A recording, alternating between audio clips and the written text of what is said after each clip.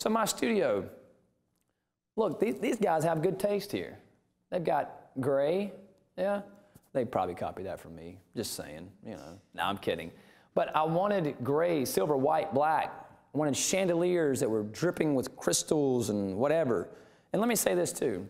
My studio, you know, it looks very high-end, and it is a high-end studio, but everything in there was done on a shoestring budget. Let me just tell you.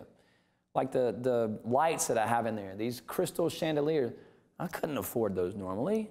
But I searched and searched and dug and dug and dug and dug and dug, and I wouldn't take no for an answer. And we found those online. I think they were like 450 bucks. Whereas most stores I went to, they're like, yeah, these are $18.50, and if you buy today, we'll give you a free rag to clean them with.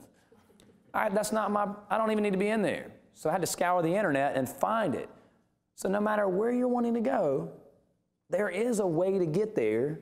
You may have to do like me and, you know, go around the mountain and through the valley, but you're going to be able to get there. You're going to get there. So aesthetically, when you walk in, there's over in here, like, this is ostrich leather. Now, is that necessary? No. That cost me no more to do. It cost me probably less to do that than it would be to finish a sheetrock. So it's not about spending a lot of money. This was cheaper than sheetrock. I bought this stuff on eBay. I put the foam pad behind it, looked on the internet of how to upholster, cut it shorter, glued it in, put it, wrap it, and next thing you know, I've got panels in there that, I mean, it makes me look like I spent thousands and thousands and thousands of dollars that, quite frankly, I don't have. Again, I don't know who in the world is going to change these things or going to clean these things. I sure hope it's not going to be me, but that's probably what it's looking like. Moving forward, even the outside of our studio, whoa, what in the world? There's a ghost.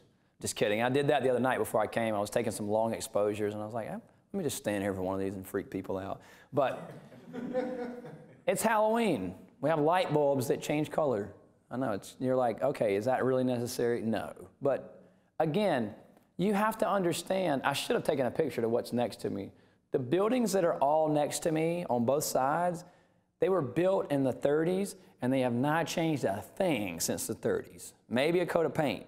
So it's like, dun, dun, dun, dun, dun, dun, dun.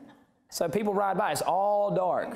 But in the spirit of Halloween, our lights are the color of pumpkins. Does it make sense? No. Is it something I want to do? Do I feel good? Do I feel good when people ride by? Absolutely. I've got people that have called, Blair, I rode by your studio the other day. That is awesome. How did you do that?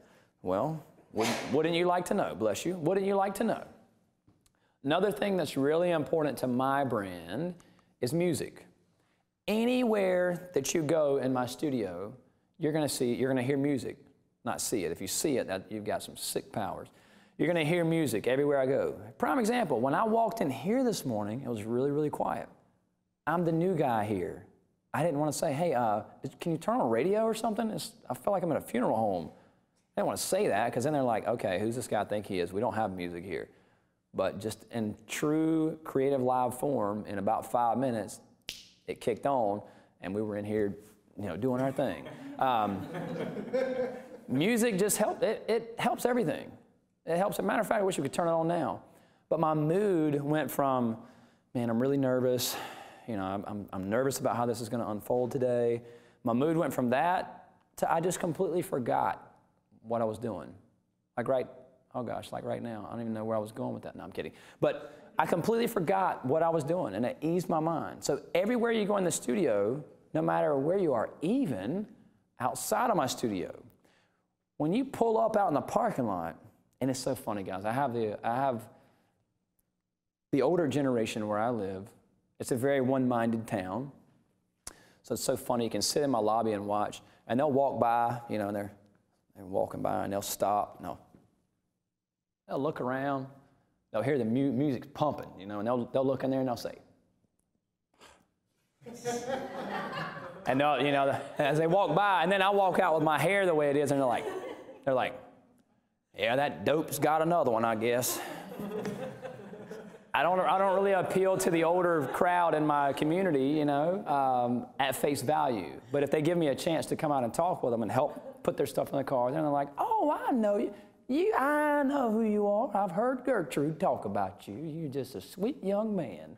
You do some crazy pictures, though. I don't understand that mess.